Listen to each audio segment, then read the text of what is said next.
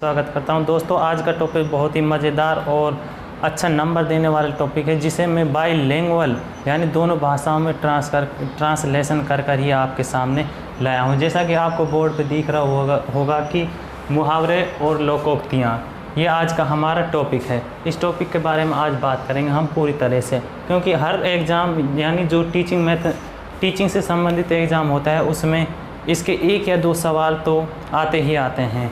ये टॉपिक बहुत ही महत्वपूर्ण है, अगर मैं कहूँ तो बहुत फ़ायदेमंद है। चलिए देखते हैं क्या है मुहावरे। दोस्तों, मुहावरा वाक्यांश होता है, यानी वाक्यांश होता है एक ऐसा जुड़ा हुआ शब्दों का एक समूह वाक्य कहलाता है, और ये क्या है, वाक्यांश होता है। जैसे कि इसे मैं उर्दू में कहना चाहूँ तो ये मुहावरा जुमला होता है। उर्दू में इसको हम कहेंगे जुमला होता है। और बात करते हैं हम लोकोक्तियाँ की। लोकोक्तियाँ अपने आप में पूर्ण होता है। पूर्ण का मायने यहाँ पर होता है पूरा। पूर्ण का मतलब होता है पूरा। कैसा होता है ये? अपने आप में पूरा होता है। इसको हम उर्दू में कहावतें कहते हैं। जैसे कहावतें अपने आप में पूरा जुमला होता है। क्या होता है? पूरा जुमला होता है। चलिए देखते हैं अगली लाइन। मुहावरे में परिवर्तन आ जाता है। परिवर्तन क्या आता है? जैसे लिंग, काल, वचन, ये क्या है जो हमारे परिवर्तन करते हैं मुहावरे में। यानी मुहावरे में या वाक्य में जो परिवर्तन होता है वो इसके आधार पर होता है। चलिए उर्दू में देखते हैं। मुहावरा बदलाव, मुहावरे में बदलाव आ जाता है। कैसे कि परिवर्तन को ही हम क्या कहते हैं? बदलाव। परिवर्तन को बदलाव कहते हैं। लोकोक्ति में परिवर्तन नहीं होता। कहने का मायने ये है कि लोकोक्तियाँ जो उसमें इसका बदलाव नहीं होता है।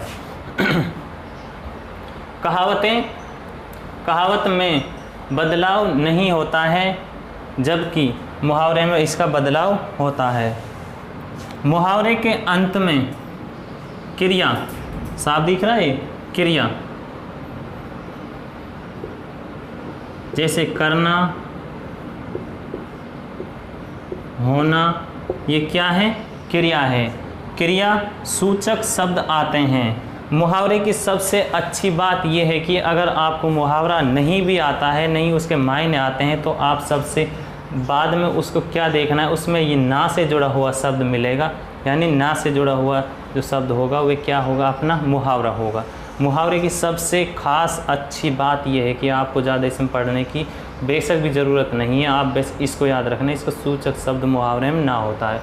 जबकि लोकोक्तियाँ समाज के भाषाई इतिहास को अभिव्यक्त करती है। ये कह रहा है कि जो लोकोक्तियाँ होती है, जो समाज में कही हुई बात हैं उनके बारे में अपनी आप बात को अभिव्यक्त करती हैं।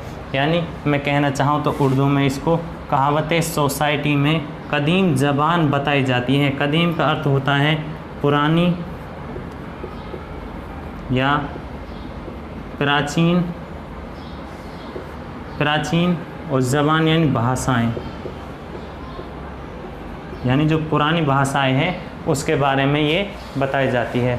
जबकि मुहावरा करना या होना फेल अल्फाज होता है। क्रियाएं में आएगा अपना फेल किस में आएगा? क्रियाएं में। तो साथ ही यहाँ तक तो हुए इसकी बात। अब देखते हैं हम इसके उदाहरण यानी उर्दू में जिसको हम कहेंगे मिसाल। उर्दू में क्या कहेंगे हम उसको? मिसाल।